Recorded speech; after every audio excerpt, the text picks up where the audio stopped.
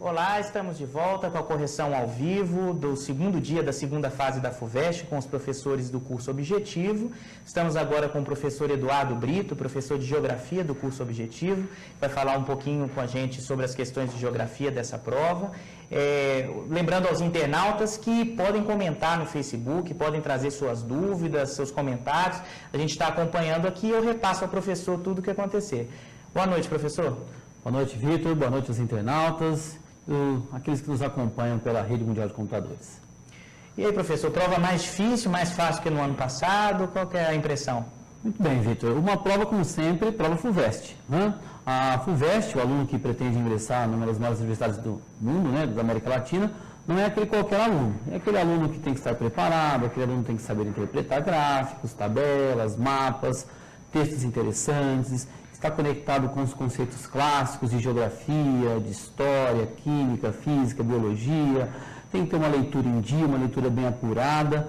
Então, de fato, isso é elogio para a prova da FUVEST, que não exige aquele aluno engessado, aquele aluno que não se preocupa com a correlação dos fatos, dos conceitos. Então, nós temos aqui 3 questões de geografia, mas que a geografia aparece também em outros momentos. Assim como também na prova de geografia, aparece um pouco de matemática até mesmo, aparece conceitos de biologia, aparece história, ou seja, uma prova muito bem elaborada. Esse é o primeiro ponto. E o segundo ponto, uma prova interdisciplinar, que é bonito de se ver numa prova de vestibular tal como a FUVEST nos apresentou esse ano. Você falou, por exemplo, da interpretação de gráficos. A primeira questão de geografia que aparece na prova, a questão 7, já traz um gráfico ali para o aluno interpretar, né? Falando dos ecossistemas terrestres naturais, ele tinha que interpretar esse gráfico. O que o aluno precisava responder para acertar essa questão, professor? Exatamente, Vitor. Nós temos a questão número 7, ela traz um gráfico, e no primeiro momento o aluno ele pode achar um gráfico de fácil interpretação, muito pelo contrário. Ele pode ser um gráfico de fácil leitura, só que estamos falando de FUVEST, e a FUVEST exigia do aluno uma leitura muito pormenorizada desse gráfico, das informações que ele nos traz. É um gráfico que remete desde o século XIV até o século XX, ele vai tratar especificamente de 3 pontos importantes: as florestas primárias, as florestas secundárias, lavouras e áreas de pastagem. Ele vai trazer uma pergunta interessantíssima no item A. Ele diz: a redução de áreas de florestas primárias a partir da Revolução Industrial deveu-se majoritariamente à expansão das lavouras no mundo. Os dados apresentados no gráfico apoiam essa informação? Justifique sua resposta. Então, olha só que questão interessante. O aluno, normalmente, a gente alerta isso muito no curso, no ensino pré-vestibular, no ensino médio, que quando o vestibular exige do aluno um gráfico, uma tabela, uma informação, dificilmente ele vai querer saber o mediano. E quando quer saber o mediano, com certeza ele vai perguntar por que isso permaneceu dessa forma. Então, com certeza, a primeira leitura importante no gráfico para o aluno: por que aquela informação diminuiu demais, ou por que ela aumentou demais? Ele vai perguntar isso para você. Só que a FUVEST inova nesse momento, porque normalmente quando ela coloca esse tipo de afirmativa, o aluno poderia correlacionar, mas é claro que a afirmação ela está de acordo com o gráfico, né? Mas o aluno tem que tomar cuidado. E aí entra até uma interpretação de gráfico que a matemática pode ajudar o aluno. Então, por exemplo, o aluno fica atento com o gráfico de lavouras. A curva de lavouras, ela cresce, principalmente a partir de 1700, porém, sensivelmente a partir de 1800, 1850. Ok? Mas você vai notar, por exemplo, que a distância anterior do século XIV até o século XVIII para a floresta primária, ela é enorme. E ela diminuiu para o século XX. Então é importante notar que essa diminuição, o que era a floresta primária e o tanto que ela diminuiu, não corrobora com o tamanho das lavouras. Ou seja, de fato, a lavoura, olha a palavra importante que o aluno tinha que estar atento, majoritariamente. Ela contribui, claro, mas ela não contribui majoritariamente ou principalmente, poderia ser aí uma espécie de sinônimo da palavra majoritária. Não contribui, não é o principal fator para isso. Tá? E aí é que envolve as questões que estão relacionadas aos conceitos clássicos que a FUVEST vai exigir do aluno. Ele pergunta: justifique a sua resposta. Então, voltando, nós estamos num momento de revolução industrial a partir do século XVIII. Tá? Esse momento de revolução industrial ele vai exigir do aluno um conhecimento relacionado aos processos de urbanização que ocorrem principalmente nos países ricos. Esse crescimento essa urbanização está associada ao crescimento populacional, que de fato também avança para as outras áreas, que contribui para o desmatamento. Nós também temos um aumento pelo consumo, uma demanda maior desses recursos naturais, que exige esse desmatamento também. Nós temos também, como também mostra no gráfico para a gente, as áreas de pastagens que aumentam também por demais, justamente por conta dessa necessidade de se ofertar cada vez mais produtos ou manufaturados, ou até mesmo produtos agrícolas, e até mesmo um aluno, se quisesse demonstrar um pouco de conhecimento mais apurado do período, até mesmo a indústria da celulose para a fabricação do papel, que também contribui para esse momento histórico. Então o aluno tem que estar antenado com os fatores históricos e com o momento pelo qual ocorreu. E é lógico a interpretação de gráfico, que é importantíssimo. Então, se ele pegar lá um pedacinho de lavoura, comparado com o tamanho que era a floresta primária e o tanto que ele diminuiu, de fato, isso já é uma justificativa para a gente notar que, majoritariamente, ele não contribui. Você poderia colocar lá, na resposta, contribui, só que minoritariamente ou em proporções menores. Você tem que ficar atento a esse enunciado ali, além da leitura correta do gráfico, a leitura correta do enunciado. E aí envolve até mesmo a habilidade do aluno com o português. No item B, olha outro item interessantíssimo que a FUVEST nos traz. Mantidas as condições ambientais desde o início do século XXI, o que se pode prever quanto à área ocupada pelo gelo no final do século? O aluno poderia perguntar, que final de século? Do século XXI. Então, olha só, ele busca a capacidade de interpretação, esse aluno está conectado com o que o mundo atual nos exige enquanto comportamento. Ele quer saber qual é o perigo disso para um futuro, para nós. Então, o aluno ele poderia colocar perfeitamente. Se eu analisar o gráfico desde o século XIV até o final do século XX, dificilmente eu teria qualquer tipo de alteração em relação às áreas ocupadas pelo gelo. Mas eu também posso colocar nessa resposta algo que vem acontecendo no mundo, que você tem aí as conferências de clima, você tem o IPCC, que é o painel intergovernamental de acompanhamento das condições climáticas, vinculado à ONU, que nós temos um processo ambiental em curso, que se refere ao aquecimento global, ao degelo das cotas polares, ou até mesmo a diminuição do gelo nas áreas de elevadas altitudes. Ou seja, todo esse processo pode contribuir para que o que o gráfico nos mostra possa ser uma curva diferente para as décadas vindouras, até o final do século XXI.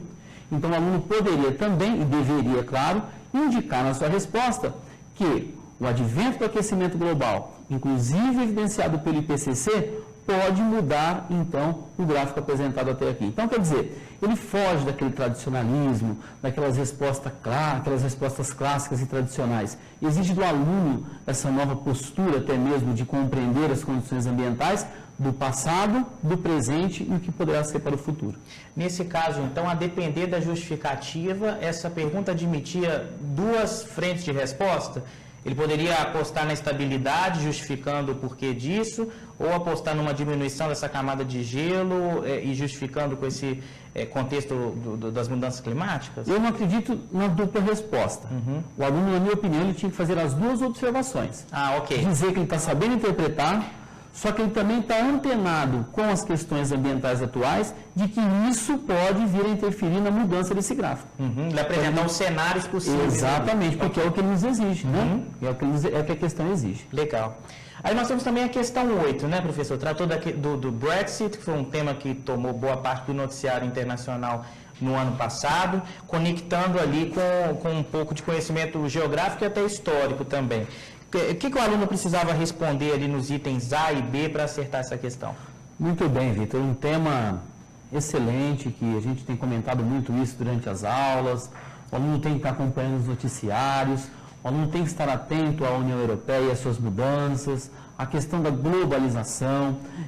Nós havíamos até alertado, porque não caiu na primeira fase da FUVEST, então era uma aposta muito grande que isso poderia aparecer agora na segunda fase. Então, ele trata justamente dessa origem da União Europeia, do que levou uma possível saída do Reino Unido da União Europeia, traz um texto atual, de junho de 2016, ou seja, logo após a saída do Reino Unido da União Europeia, a saída ocorreu no final de junho de 2016, e ele trata, inclusive, dessa correlação do Brexit, União Europeia, pós-Segunda Guerra Mundial. No item A, ele pergunta para nós, ele pede, para que a gente aponte e explique o contexto geopolítico relacionado à origem do projeto de integração europeia. Pois bem, o aluno precisa ficar atento primeiro que o Reino Unido, ele nunca, como diz o próprio texto, a população e os próprios governantes do Reino Unido, eles nunca abraçaram de fato a União Europeia. Tá? Esse aqui não foi o primeiro plebiscito que o Reino Unido fez em relação à permanência na União Europeia. O Reino Unido, ele ingressa na União Europeia em 1973 e logo depois, em 75, eles já elaboraram um plebiscito perguntando se de fato o Reino Unido deveria permanecer ou incorporar os tratados vigentes naquele período, não na União Europeia, né? Mas naquele período da Comunidade Econômica Europeia, e que isso já demonstrava naquele período essa meia insatisfação dos britânicos em relação à União Europeia. E isso, na verdade, remonta a um processo dessa não aceitação do Reino Unido em relação a essa política de integração, a essa globalização, ou como alguns autores gostam de chamar, desse globalismo dentro do bloco europeu. Pois bem, e ele pergunta, apresente então o contexto geopolítico desse período. Pois bem, quando nós falamos de integração da União Europeia, o aluno pode entender esse processo como um processo bem abrangente, que vai desde a década de 1940 até a década de 1990. Tá? Então, ele poderia compartimentar essa resposta em 2, 3 períodos importantes. Então, você tem um contexto da Guerra Fria, em que você tinha uma disputa ideológica do pós-Segunda Guerra Mundial entre Estados Unidos e União Soviética. E os Estados Unidos, ele queria ampliar a sua área de influência, principalmente por conta do avanço soviético ali dentro da própria Europa, na porção leste. Os Estados Unidos, já em 1947, assinava o Acordo Atlântico, a Aliança do Atlântico, que pretendia já estabelecer uma espécie de hegemonia. Criou também o Plano Marshall, que de fato era uma recuperação, um apoio financeiro à recuperação da Europa no pós-Segunda Guerra Mundial. E nós tínhamos também um processo importantíssimo do outro lado, o lado soviético, como, por exemplo, a criação do Comecon, que era um comércio comum de ajuda mútua entre os países soviéticos e também aqueles que compunham os países socialistas. E você tinha também, no contexto socialista, a criação do Pacto de Varsóvia, que era um acordo militar. Então, havia essa disputa hegemônica. A Europa, de uma certa forma, ela não queria ficar à mercê de um grupo ou outro. Apesar do grupo que forma a União Europeia ter a característica capitalista, eles também queriam fincar a sua capacidade geopolítica de poder no mundo. Então, qual foi a saída observada? A saída foi criar mecanismos que pudessem integrar a Europa e evitar essa bipolaridade para que ela pudesse ter a sua autonomia econômica e política e não ficasse à mercê do poder estadunidense. E com isso você tem uma série de organizações que vai sendo criadas, desde 1948, com a Benelux, Bélgica, Netherlands, né, a Holanda e Luxemburgo, que vai avançar em 1951 para a criação da SECA, que é a Comunidade Econômica do Carvão e do Aço, e que vai avançar depois para a criação do CE, a Comunidade Econômica Europeia, que em 1980 vai dar espaço para o mercado comum europeu. Todo esse processo de integração, o aluno precisa ficar atento, porque vai resultar no Tratado de Maastricht em 1991, que aí sim você tem a formação da União Europeia enquanto bloco. Então, o contexto geopolítico importante para o aluno observar é essa possibilidade de integração dos países dentro da União Europeia. Essa contextualização geopolítica, de Guerra Fria, de pós-Segunda Guerra Mundial, de reconstrução da Europa, de retomada do seu prestígio geopolítico, e para não ficar à mercê, então, desses dois poderes. Professor, se o aluno só mencionou esse processo mais recente de integração, não chegou ali mais distante, logo no pós-Segunda Guerra, é mais arriscado, ele tem chance de perder alguns pontos? O que você acha sobre isso? Não, Vitor, era necessário ele remeter, porque o texto que a questão traz, ele remete ao pós-Segunda Guerra Mundial. Então, Segunda Guerra Mundial 1939 e 1945, pós-Segunda Guerra Mundial, né? E ele pergunta o contexto geopolítico relacionado ao projeto de integração. Então, o projeto é anterior, a integração se consolida, 90, 2000. Então, ele precisava fazer essa referência um pouco anterior. Ok. Tá? E aí, no entender, ele já vem para a questão dos britânicos em relação à saída da União Europeia. Ele pergunta o motivo de ordem econômica. Os ingleses, os britânicos, eles estavam insatisfeitos de ter que financiar, entre aspas, as economias falidas da União Europeia durante 2010, 2011, como resquício da crise imobiliária dos Estados Unidos em 2008. Então você tinha lá os PIGs, né, que era um grupo de países, de economias falidas, que necessitavam de uma ajuda financeira. Portugal, Irlanda, Itália, Grécia, Espanha. E os ingleses, os britânicos, eles não concordavam com a sua economia ter que bancar esses países então falidos. E de uma certa forma, se nós pegarmos, existe uma conta que se faz em relação a investimentos e o que você receberia de volta enquanto receita. Enquanto você investe, enquanto você recebe de volta enquanto receita. O Reino Unido, ele tem um saldo negativo, ou seja, ele investe mais do que ele recebe enquanto receita da União Europeia. Então isso foi muito divulgado e foi muito batido durante a campanha para o Brexit.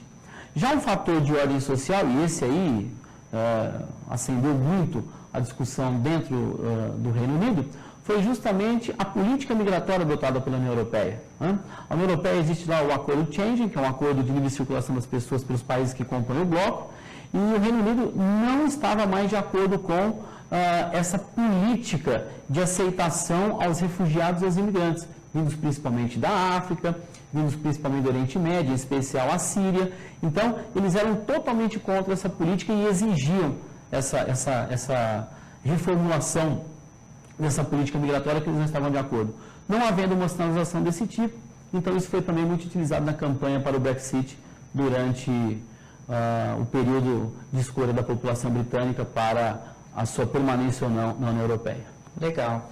E aí, para concluir, a gente tem a questão 9, que tratou do desastre ambiental de Mariana, que aconteceu no ano retrasado já, né? Trouxe de novo essa temática ambiental ali, de uma outra perspectiva para o aluno. O que precisava o aluno saber no item A e no item B, professor? Muito bem, ele traz duas imagens, né, diferenciando o antes e depois em relação a Mariana. Ele também traz uma abordagem importante, tanto econômica, histórica e social. E exige do aluno também essa sua postura diante de uma problemática tão significativa no contexto brasileiro agora. Então, no item A, ele pergunta, do ponto de vista econômico, qual a importância da região de Mariana, onde se encontrava a referida barragem? Explique apontando dois exemplos. Então, primeiro ponto para o aluno, Vitor, questão da localização, saber entender onde é que Mariana está localizada, e notem, ele quer dois exemplos, então o aluno precisa ficar muito atento com isso. A FUVEST e a banca examinadora, ela é muito exigente em relação a isso. Se ela pede dois exemplos, o aluno precisa citar dois exemplos. Então, do ponto de vista econômico, qual a importância da região? Primeira importância, ela está localizada na região do quadrilátero ferrífero, formado por municípios que estão no arcabouço geológico, que nós chamamos de um arcabouço antigo, típico da era proterozoica, onde nós temos uma riqueza de minerais metálicos, em especial nessa região, o minério de ferro e o manganês. Portanto, a atividade mineradora ela é importantíssima. O aluno tinha que destacar essa questão, que inclusive foi o fato do rompimento da barragem, que contaminou o solo por demais nesse espaço. Um outro ponto importante é que essa é uma região que se destacou lá durante o século XVIII no Brasil pela área do ciclo do ouro. Então, diversos monumentos históricos, paisagens históricas compõem essa região, então. Hoje, essa capacidade mineradora do ouro já não existe com tanta significância tal como no século XVIII. Só que eu acredito que muitos de nós gostamos de visitar as cidades de entorno, em especial Mariana. Então, o turismo histórico seria outro exemplo que o aluno poderia citar para o item A. E aí pedia também no item B uma consequência do acidente em relação ao meio ambiente e impacto social também. Isso, então mais uma vez, são duas, né? Uma em relação ao meio ambiente e outra em relação ao impacto social. Em relação ao meio ambiente, você tem diversos exemplos, né? A remoção da vegetação, a contaminação do solo, o comprometimento dos recursos hídricos. Então, o aluno poderia discorrer fatores e aí consequências importantes em relação a esses pontos. Quanto ao impacto social, você pode colocar o comprometimento da saúde humana, a necessidade de remoção da população, porque ela não poderia mais viver naquele espaço, então ela perdeu a sua casa, perdeu o seu habitat, perdeu o seu espaço de moradia. O comprometimento no exercício de atividades econômicas, porque você contaminou o solo, então a pessoa muitas vezes não tem mais o seu emprego, a sua atividade econômica de laboro para a sua sustentação. Então, também são impactos sociais que envolvem essa região de Mariana. Ótimo. Professor, só para encerrar uma pergunta aqui do internauta, ele pergunta o seguinte, aí em relação à questão 8, que a gente falava agora há pouco. O ponto das interferências na economia inglesa, como dos pontos a se tratar na questão, é válido ali para se tratar? Como que isso poderia ser elaborado ou não? Sim, o ponto de interesse econômico? Das interferências na economia inglesa. Isso também foi muito... A economia inglesa é uma economia muito bem solidificada. De fato, é difícil a União Europeia interferir na economia inglesa. Tá? Na verdade, quem dava sustentação à União Europeia? A União Europeia, existe uma espécie de análise que ela era formada por um tripé econômico, né? França, Alemanha e o Reino Unido. E é esse tripé que dava sustentação. Então, dificilmente, por exemplo, a crise econômica, né, de 2010 a 2011, como reflete 2008, ela não interferiu com um grande peso na economia do Reino Unido. Lógico que você tem um arcabouço de consequências, mas isso não abalou o Reino Unido. Ele não se tornou menos desenvolvido por isso. Muito pelo contrário, se não o Reino Unido está presente na União Europeia, você não teria o socorro dado tal como ela deveria dar para as condições das economias falidas. Então, seria o inverso. Tá? Não afetaria diretamente a economia do Reino Unido. A saída pode interferir. A saída pode interferir na União Europeia. Mas você citar o motivo de ordem econômica que a economia da União Europeia interferir no Reino Unido, não. Seria justamente a necessidade do Reino Unido em interferir na economia da União Europeia para manter-se viável. Ok. Tá certo. Então, agradecemos ao professor Eduardo Brito e voltamos já com os comentários ao vivo do segundo dia da segunda etapa da FUVEST com os professores do curso Objetivo.